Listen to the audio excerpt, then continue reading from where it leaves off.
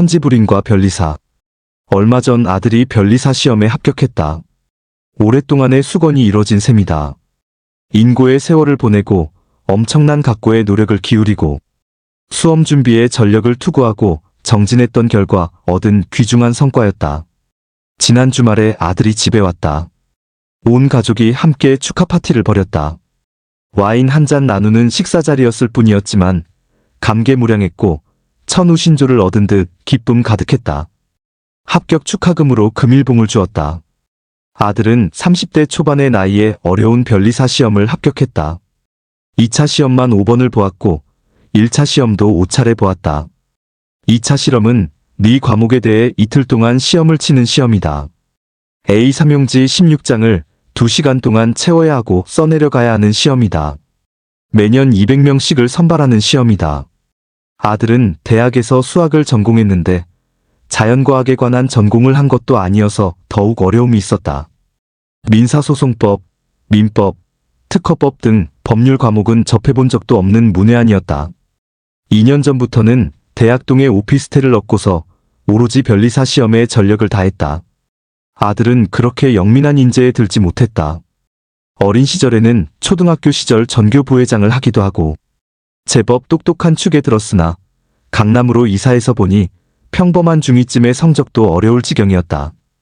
중2 시절에 서초동으로 이사해서 아들 공부를 제대로 시켜보려 했으나 이미 시기를 놓친 셈이었다. 한 반에 34명 중 절반이 영어를 만점 받는 학교였으니 강남의 위력은 타의 추종을 풀어했다. 어린이집, 유치원 시절부터 강남에 털을 닦은 이들과 경쟁에 나서는 자체가 어불성설이었다.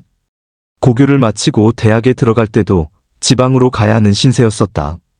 다시 반수를 거쳐 수도권에 진입해 집에서 통학할 수 있었던 것도 행운이었다. 2017년에 대학을 졸업한 후 아내의 권고에 의해 변리사 시험에 도전하게 된 것이다. 1차 시험을 응시하기 위해서는 일단 토익 750점을 받아야 응시가 가능했다. 그렇게 1차 시험을 쳐서 통과를 한 것이 3년이 걸렸다. 2020년이었다. 그로부터 꼬박 4년 6개월이 흐른 것이다. 작년 이맘때쯤에는 거의 아들이 패닉 상태였었다. 당연히 합격권이라고 확신했었는데 낙방한 것이어서 더욱 실망감이 컸다. 한 달여를 마음 정리를 한 후 다시 도전하기로 했다. 지난해 낙방을 한 후에는 공기업이나 다른 방향으로의 전환도 고민했었는데 그룹 스타디를 같이 했던 작년도 합격한 선배의 조언이 큰 힘이 되어 다시 도전하게 되었다. 올해 2월에 다시 1차 시험을 응시하고 다행히 1차를 통과하고 본격적으로 2차 시험에 들어갔다. 우리 가족은 멀리서 마음속 응원을 하는 것이 유일한 지원책이었다. 간혹 한 번씩 오피스텔 근처에 가서 불고기 백반에 식사를 한 번씩 사주는 것이 관심을 표명하는 방식이었다. 5개월 후인 7월 말 금요일과 토요일에 2차 시험을 치렀다. 시험 장소는 신길중학교였다. 시험을 마치고 우리 내외는 아들의 수고를 위로하는 차원에서 저녁 식사를 같이 하기도 했다. 작년도에는 아내가 교육장이었는데 그 당시 같은 교육지원청의 국장 아들도 변리사 시험을 쳤었다. 그리고 같이 낙방을 했고 국장 아들은 진로를 바꿔 공기업 쪽에 취업을 했다. 또 아들과 같이 수험 준비를 해서 1차를 치렀던 친구는 1차 시험에서 낙방해서 내년을 기약하고 있는 형편이다. 시험을 치른 후 3개월이 흘러 10월 30일이 되었다.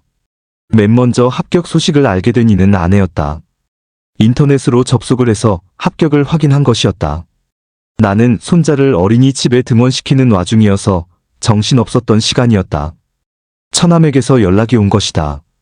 2013년에 큰아들이 보험계리사에 합격했을 때에도 처남이 합격 소식을 알려주었는데 묘한 일이었다. 눈시울이 붉어졌다. 참으로 자랑스러웠고 그렇게 기쁠 수가 없는 소식이었다. 우리 내외는 부처님 불상에 재물을 차려두고 합격 통지서를 놓고 삼배를 올렸다. 아내가 다니는 선원의 스승님은 조상님의 돌봄이 있었을 것이라고 했다. 참으로 소중한 말씀이었다.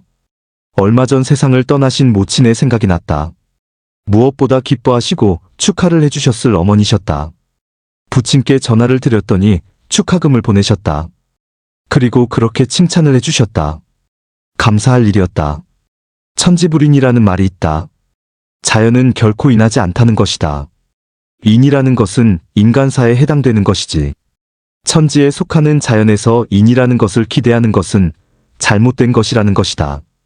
그러나 사람들은 항시 천지는 결코 무심하지 않으리라는 것을 알고 있다. 인간이 할 수 있는 모든 노력을 다하고 정성을 다하면 하늘이 감흡해서 답을 주신다고 믿고 있다는 것이다. 그런데 불행을 당하고 사고를 당하고 병고를 겪다 보면 어떻게 이렇게 하늘이 무심할 수 있고 어떻게 나에게 이런 시련을 주시는지 원망스러울 때가 있다.